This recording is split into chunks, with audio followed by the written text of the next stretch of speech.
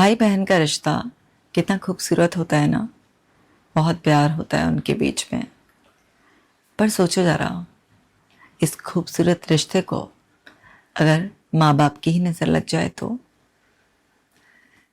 बहुत सारे घरों में अपने ही बच्चों में तुलना कर करके भाई भाई को, भाई बहन को एक दूसरे का दुश्मन बना दिया जाता है। उनके बीच में से प्यार को गायब कर दिया जाता है। उन्हें एक दूसरे का विरोधी, एक दूसरे का कॉम्पिटिटर बना दिया जाता है और वो अंदर अंदर एक दूसरे को नापसंद करने लगते हैं। एक लेडी मेरे पास आती है और बोलती है, मैडम मेरी बेटी बहुत समझदार है, बहुत अच्छी है, अभी इतनी छोटी है लेकिन फिर भी घर का सारा काम कर लेती है, पढ़ाई में भी बहुत होशियार है। मुझे अगर ज़रा सा भी देख लेना वो कि मम्मी अकेली लगी हुई है, फौरन आ जाती है, बहुत हाथ बटाती है। और एक ये मेरा बेटा है नालायक, पानी का गिलास भी उठकर नहीं रखता, ना पढ़ने में है और ना ही इसमें कोई ऐसी भावना है कि माँ बाप की बात माननी चाहिए, माँ बाप की कोई दुख तकलीफ समझनी चाहिए। एक नंबर का नालायक है। पता नहीं कौन से कर्मों का फल मिला है मुझे कि मेरी बेटी तो इतनी अच्छी है और मेरा बेटा इतना नालायक।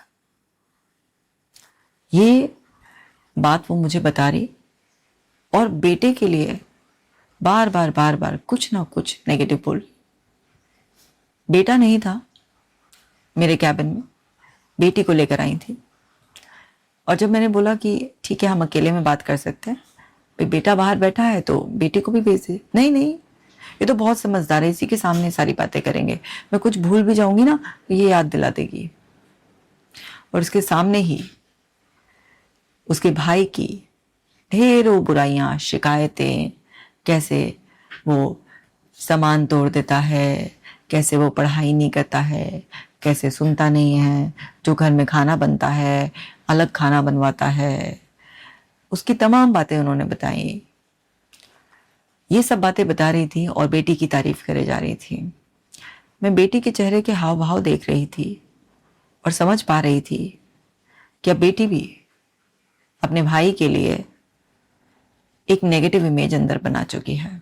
फिर उसकी बारी आई बोलने की तो उसने भी बोला, मम्मी पापा इतने अच्छे हैं मैम, भाई एकदम नालायक है, सुनता नहीं है, आवारा है, बहुत ही गंदा है, बहुत ही बुरा है, मम्मी पापा को रुलाता रहता है, दुख देता रहता है, पढ़ता भी नहीं है। तो मैंने उससे पूछा, बेटा तुम मुझसे 2 साल बड़ी हो, तुमने कभी अपने भाई की मदद की? उसे कभी बैठाकर पढ़ाया? कभी समझने की कोशिश की कि उसका पढ़ाई में क्यों मन नहीं लगता है, क्यों वो शैतानी करता है, क्यों उसे हर वक्त कुछ तोड़ फोड़ के, कुछ बोल के, कुछ शैतानी करके आप लोगों की अटेंशन चाहिए होती है? इसमें बिल्कुल माँ बेटी दोनों गोल, किसी ने कोशिश नहीं की। बस उसे बार बार ये बोल बोल के बहुत शैतान है, बहुत बदतमीज है, सुनता नहीं है, जो हम खाते हैं वो नहीं खाता, इसके लिए अलग बनाओ, पता नहीं कहाँ से हमारे घर में आ गया है, कौन से बुरे कर्मों का नतीजा है, ये सब बोल बोल के तुम बार बार किसी को इतना बुरा बोलोगे, उसे समझने की बजाय कि आखिरकार उसका पढ़ने में क्यों मन नहीं लग रहा है, आखिरकार वो क्यों इतनी शैतानी करता है कि उसके हाथ से कुछ टूट जाता है, क्यों आपसे ढंग से बात नहीं करता, आप समझने की कोशिश क्यों नहीं कर रहे हो, बस उसे बुरा बोले जा रहे हो। उसे कभी आप थप्पड़ लगा देते हो, कभी आप उसकी बुराई कर देते हो, रिश्तेदारों के सामने भी बोल रहे हो, उसकी बहन के सामने भी आप बोले जा रहे हो। इस तरीके से आप उसे बार बार कुछ ना कुछ बोलते हो, झिड़क दे देते हो, धुतकारते रहते हो और आप उससे उम्मीद कर रहे हो कि वो पढ़ाई भी अच्छे से कर ले, वो आपकी रिस्पेक्ट भी कर ले। उसकी आपने बहन से तुलना कर करके उसे ऐसा महसूस करा दिया कि वो कितना हीन है, उसके अंदर हीनता भर दी आपने। उसे लगने लगा कि मैं तो बहन को कभी भी पीछे नहीं छोड़ सकता, क्योंकि वो अपनी बहन को अपना कॉम्पिटिटर मानता है। उसे लगता है कि बहन तो सर्वगुण संपन्न है और मैं ऐसा नहीं हूं। मैं कुछ भी करूंगा, मेरे माँ बाप मेरी कभी तारीफ नहीं करेंगे, क्योंकि उनकी फेवरेट तो मेरी बहन ही रहेगी। वो बहन की भी कदर नहीं करता, 2 साल बड़ी बहन को भी उल्टा सीधा बोलता है, क्योंकि आपने उन्हें बहन भाई नहीं रहने दिया, आपने उन्हें कॉम्पिटिटर बना दिया। और कॉम्पिटिटर से क्या होता है? ग्रजेस होते हैं। कॉम्पिटिटर से क्या होता है? एक अनकंफर्टेबल फीलिंग होती है, कभी कभी उसे बहुत जेलसी होती है ना, उसे पीछा करने की एक होड़ होती है मन में।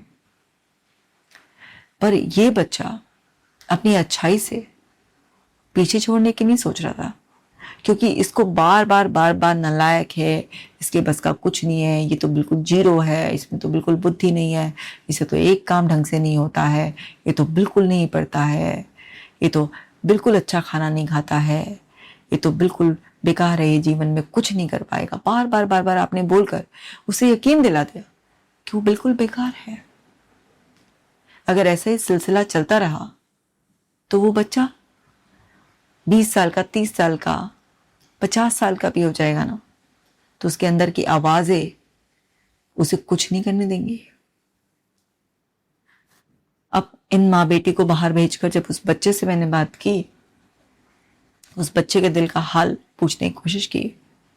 शुरू में तो बच्चा कुछ बता नहीं रहा था, फिर उसे प्यार से कॉन्फिडेंस में लिया, तब रोने लगा। हर वक्त मम्मी मुझे ऐसा बोलती रहती है, मारने को चढ़ती रहती है, मम्मी के साथ मेरी बहन भी मुझे बहुत उल्टा सीधा बोलती है। सिर्फ एक दिन, जिस दिन रक्षाबंधन होता है, उस दिन ढंग से बोलती है थोड़ी देर के लिए, उसके बाद भी बहुत बुरा बुरा बोलती है। कोई मुझे प्यार नहीं करता, मैं ऐसा लगता है कि इनके घर का नहीं हूँ। मम्मी हमेशा बोलती है कि मेरे बुरे कर्मों का फल है, मैं तो जल्दी से बड़ा हो जाऊंगा तो मैं इस घर से भाग जाऊंगा, अभी मुझे समझ में नहीं आता कि मैं भाग के कहाँ जाऊं।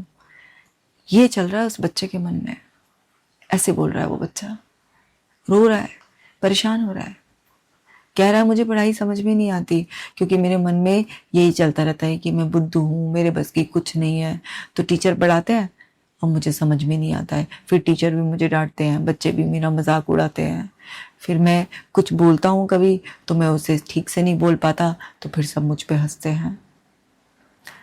ऐसे उसके मन की हालत हो गई है। अब एक बात बताइए, बहन भाई के प्यारे से रिश्ते को क्या बना दिया है? एक बच्चे को बिल्कुल हीरो और एक को बिल्कुल जीरो, ऐसे बना दिया। और उसकी मदर ये जस्टिफाई करी, देखो मैडम, समाज में तो ऐसा होता है कि लड़कों को ज्यादा प्यार करते हैं, लड़कों का ज्यादा फेवर करते हैं। मैं कितनी अच्छी माँ हूं, मैं देखो अपनी लड़की का फेवर कर रही हूँ, मैं आपको अपनी लड़की की गुण बता रही हूँ, क्योंकि सच में मेरी बेटी इतनी अच्छी है। अब बेटी की भी सुन लो, बेटी जैसी मम्मी कह देती, उनकी हाँ में हाँ मिलाने वाली। मम्मी ने बोला बेटा बैठकर पढ़ ले, पढ़ने वाली। मम्मी ने बोला आजा किचन में मेरी हेल्प कर दे, हेल्प करने वाली। मम्मी ने कपड़े की तह लगाने को बोला, प्रेस करने, जो बोला मम्मी ने हाँ हाँ। तो भैया जो तुम्हारा हांजी का नौकर है, जो तुम्हारी हांजी का गुलाम है, वो तो तुम्हारी नजरों में चढ़ेगा ही। अब बच्चा है, उसे खेलने का मन कर रहा है, कुछ देर टीवी देखने का मन कर रहा है, कभी दोस्तों के साथ जाने का मन कर रहा है, वो पढ़ेगा भी, तुम्हारी हेल्प भी करेगा, बहुत कुछ चीजें करेगा। अब ऐसा बच्चा जो थोड़ा सा शैतान है, अपनी मनमर्जी से चल रहा है, वो तुम्हारी नजरों में इतना बुरा हो गया कि तुमने उसे कह के उसे अब उसकी नजरों से इतना गिरा दिया, अपनी नजरों में भी उसे गिरा दिया, बहन की नजरों में भी गिरा दिया, और तुमने उसकी नजरों में भी गिरा दिया। फादर पास में रहते नहीं है, वो साल में सिर्फ 2 बार आते हैं, एक हफ्ते के लिए। अब वो बच्चा जाए तो कहाँ जाए? तुम 2 फीमेल्स ने मिलकर एक उस छोटे से बच्चे का नाक में दम कर दिया। तो समझने वाली बात है, ये एक घर की कहानी नहीं है, ये बहुत घरों की कहानी है जहां पर ऐसा होता है। अपने ही बहन भाइयों के बीच में ये सिबलिंग राइवलरी, दुश्मनी पैदा कर देते हैं। तो वो भी लड़का, बच्चा जो है, उसे भी जब मौका मिलता, बहन उसे डोमिनेट करने की कोशिश करती मम्मी की तरह, तो वो उसे नोच देता, कभी धक्का देता, कभी उसकी चोटी खींच देता, कभी उसकी किताब फाड़ देता, ऐसे फिर और पिटता। लेकिन उसे पिटना मंजूर है, लेकिन उसे अपने अंदर की भड़ास निकालनी है उन पर, उसे पढ़ना नहीं है। वो सिर्फ बड़े होने का इंतज़ार कर रहा है, या अपने पापा से जब भी उसके पापा आते हैं या फ़ोन पे बात होती है बोलता है मुझे अपने साथ रख लो, लेकिन पापा के ऐसी जॉब है, उनके ऐसे हालात हैं कि वो अपने साथ रख नहीं सकते हैं उसे। उनका खुद ही ठिकाना नहीं रहता है, उनका जॉब इस तरीके का है कि वो एक जगह से दूसरी जगह मूव करते रहते हैं जिनके साथ वो काम करते हैं, और थोड़ा सा उनका कुछ ऐसा काम है जिसमें कुछ रिस्क भी है, वो बच्चे को रख नहीं सकते अपने साथ। तो ये बच्चा फंस गया है पूरी तरीके से, इसके अंदर बहुत कुछ भरा हुआ है और वो समझ नहीं पा रहे हैं कि ये बच्चा बड़ा होकर जब ब्लास्ट करेगा तो कैसे करेगा। बहुत समझाने के बाद उसकी मम्मी तो समझ गई और चलो उसकी हेल्प उन्होंने करानी शुरू करी। अभी केस चल रहा है, बहुत ही जल्दी सक्सेस स्टोरीज भी शेयर कर देंगे। पर मैंने इसका एग्जाम्पल देकर आपको ये समझाया है कि ये सिर्फ एक जने की रियल स्टोरी नहीं है, छोटे बड़े रूप में बहुत घर में ऐसा हो रहा है। बहन भाई के बीच में जो वो प्यार का रिश्ता बरकरार रह सकता है, बहन भाई एक दूसरे से कंपटीशन करने लगते हैं, जेलेसी करने लगते हैं, नफरत करने लग जाते हैं, एक दूसरे को अब्यूज़ करने लगते हैं, टॉर्चर करने लग जाते हैं, तो समझिए ये माँ बाप की जिम्मेदारी होती है। आप अपनी जिम्मेदारी अच्छे से निभाइए।